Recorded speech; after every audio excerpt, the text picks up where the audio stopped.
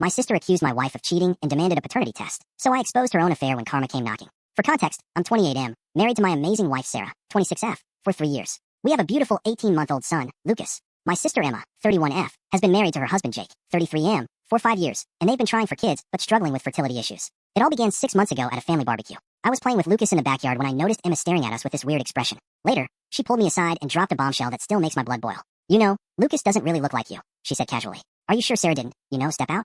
I was stunned. "What the hell, Emma? Of course he's mine." But she wouldn't let it go. Over the next few weeks, she kept making snide comments. "It's just so strange how different he looks. You should really get a paternity test, just to be sure. I'm only looking out for you as your sister." The worst part? She started saying this stuff in front of our parents and other family members. At my mom's birthday dinner, she loudly announced, "I still think you should get that paternity test. Any responsible father would want to know for certain." Sarah was devastated. She started crying at the dinner table, asking what she'd done to make Emma hate her so much. My parents looked uncomfortable, and I could see doubt creeping into their eyes. Things escalated when Emma showed up at our house, uninvited one evening. She had printed out information about paternity testing and slammed it on our kitchen counter. "I'm not backing down on this," she declared. "If you don't get this test done, I'm telling everyone in the family that you're too scared to face the truth. Sarah obviously cheated, and you're just too blind to see it." I was furious, but Sarah surprised me by agreeing. "Fine," she said through tears. "Let's do the damn test. I have nothing to hide, and I want this nightmare to end." We got the test done the next week. Of course, Lucas is 100% my biological son. When I called Emma with the results, she had the audacity to sound disappointed. "Well, I guess I was wrong," she muttered. "But I was only trying to protect you." No apology to Sarah. No acknowledgement of the hell she'd put us through. Just a weak excuse about protection. Here's where things get interesting.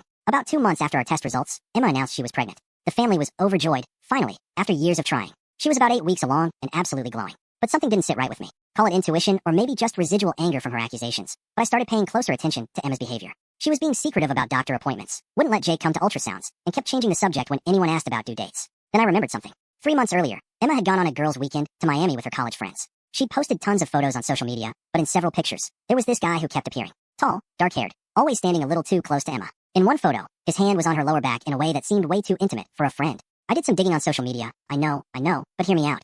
This guy's name was Marcus, and he lived in Miami. Going through Emma's old posts, I found several comments from him over the past year. Flirty comments that Jake probably never saw because Emma would delete them after responding. I felt like I was going crazy, but I couldn't let it go. Emma had nearly destroyed my marriage with her baseless accusations, and now she might be doing the exact thing she accused Sarah of doing. I reached out to one of Emma's friends who went on the Miami trip after some careful questioning. She let slip that Emma had reconnected with an old college flame during the weekend, and that they'd spent a lot of time together while the other girls were at the beach. The timeline was adding up. Emma's Miami trip was exactly 11 weeks before she announced her pregnancy. If she was really 8 weeks pregnant when she announced it, the dates didn't match up with when she would have conceived with Jake.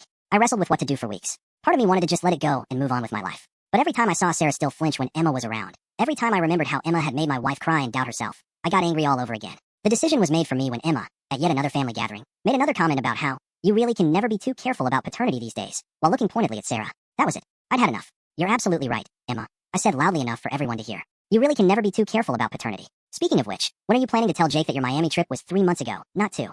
The color drained from her face. "What are you talking about?" "I'm talking about Marcus. I'm talking about the fact that your pregnancy timeline doesn't add up. I'm talking about the fact that you spent this entire year accusing my wife of cheating when you were the one having an affair." Emma immediately started denying everything, but her voice was shaking. Jake looked confused and asked what I was talking about. I pulled out my phone and showed him the social media photos, the flirty comments, the timeline that didn't add up. "This is ridiculous," Emma stammered. "I can explain." But Jake had gone very quiet. He was staring at the photos, and I could see the pieces clicking together in his mind. "Emma," he said slowly, "you told me you conceived right before your period was due in July. But this shows you in Miami in June, and you're telling me the baby is due in March." Emma tried to backtrack, claiming she was confused about dates, that the stress of fertility issues had messed up her memory. But Jake wasn't buying it anymore.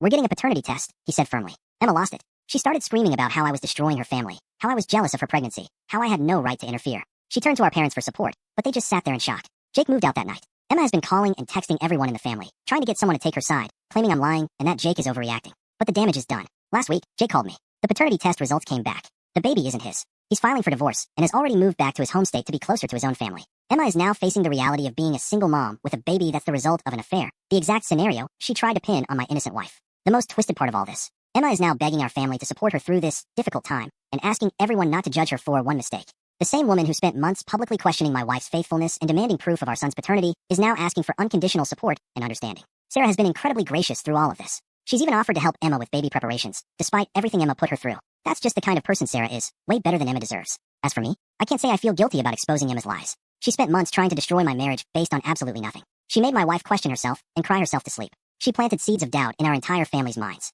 Actions have consequences, and sometimes karma just needs a little help finding its way.